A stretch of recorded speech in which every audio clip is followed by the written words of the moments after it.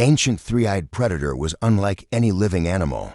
With the help of more than 6 fossils, paleontologists have uncovered a tiny three-eyed predator nicknamed the sea moth that swam in Earth's oceans 506 million years ago. Mosura fentoni, as the species is known, belongs to a group called radiodonts, an early offshoot of the arthropod evolutionary tree, according to a new study published Tuesday in the journal Royal Society Open Science. While radiodonts are now extinct, studying their fossilized remains can illuminate how modern arthropods such as insects, spiders, and crabs evolved, one of the most diverse animal groups. Arthropods are believed to account for more than 80% of living animal species, said lead study author Dr. Joe Moysiuk, curator of paleontology and geology at the Manitoba Museum in Winnipeg. Well-preserved specimens of the previously unknown Mosura fentoni also reveal something that's never been seen in any other radiodont, an abdomen-like body region with 16 segments that include gills at its rear. This part of the creature's anatomy is similar to a batch of segments bearing respiratory organs at the rear of the body found in distant modern radiodont relatives like horseshoe crabs, woodlice, and insects, Moysiuk said. The feature, likely used to help Mosura capture more oxygen from its environment, could represent an example of evolutionary convergence, in which similar-looking structures evolve independently in different groups of organisms, he said. The new species emphasizes that these early arthropods were already surprisingly diverse and were adapting in a comparable way to their distant modern relatives, said study co-author Dr. Jean-Bernard Caron, the Richard M. Ivey Curator of Invertebrate Paleontology at the Royal Ontario Museum in Toronto, in a statement. A unique marine moth. No animal living today quite looks like Mosura fentoni, Moysiuk said, although it had jointed claws similar to those of modern insects and crustaceans. But unlike those critters, which can have 2 or 4 additional eyes used to help maintain orientation, Mosura had a larger and more conspicuous third eye in the middle of its head. Although not closely related, Mosura probably swam in a similar way to a ray, undulating its multiple sets of swimming flaps up and down like flying underwater. Moysiuk said in an email. It also had a mouth shaped like a pencil sharpener and lined with rows of serrated plates. Unlike any living animal, about the size of an adult human's index finger, Mosura and its swimming flaps vaguely resemble a moth, which led researchers to call it the sea moth. Some of the Mosura specimens provided tantalizing traces of front claws, which helped the radiodont feed.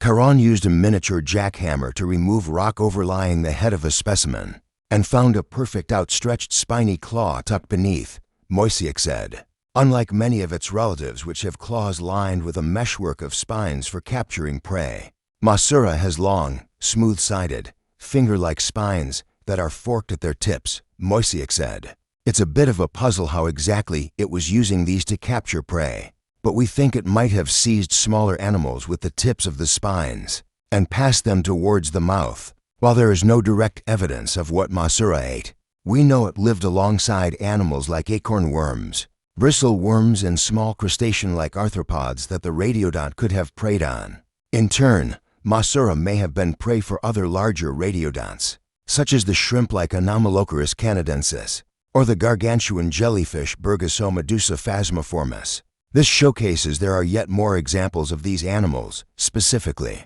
forms that were active marine predators, filling in more of the picture of how this ancient marine ecosystem functioned, said Dr. Russell D.C.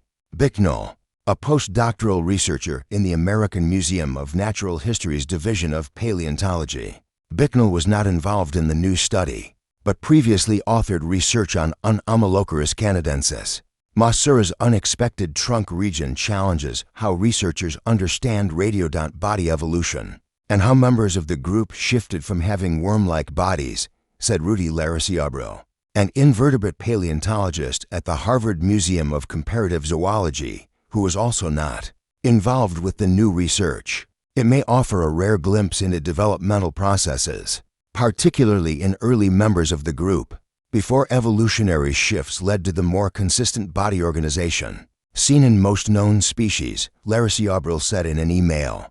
A trove of fossils, The first Mosura fentoni specimen was discovered early in the 20th century by paleontologist Charles Walcott, who was the first known person to collect fossils from British Columbia's Burgess Shale, a 508-million-year-old fossil bed. Walcott was the director of the U.S. Geological Survey and administrator of the Smithsonian Institution, but no research about the Mosura specimen he found was ever published, and little was known about radiodonts at the time. The other 60 fossils were collected by researchers at the Royal Ontario Museum between 1975 and 2022. It's only with time and study of related species that the significance of these fossils gradually became clear, Moysiuk said. More recently, our team started finding additional specimens at new Burgess Shale sites in Kootenay National Park, which helped to spur on this publication. The fossils found in the Burgess Shale, located within the Canadian Rockies, represent a wide range of animals from the end of the Cambrian period, when life diversified on a large scale. The Burgess Shale fossils are also known for being incredibly well preserved. In this study, we were able to discern traces of the nervous, digestive, and circulatory system, which are almost never preserved as fossils, Moysiuk said in an email. This provides unique and significant insight into life at this critical time in Earth's history. The team was able to spy traces that represented bundles of nerves in the eyes, which, like modern arthropods, Mosura used for image processing, Caron said, rather than arteries and veins. Mosura also had an open circulatory system, meaning that its heart pumped blood into lacunae, or large internal body cavities.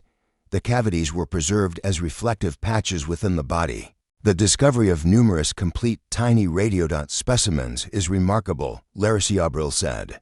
The fine details preserved within the fossil underscore the importance of the Burgess Shale, he added, and a broader picture of the full diversity of Cambrian animals will require investigating other sites that hold fossils and evidence of soft-bodied organisms. Radiodont fossils are permanently on display in the Royal Ontario Museum's Dawn of Life exhibition, and a Mosura specimen will be on view at the Manitoba Museum later this year.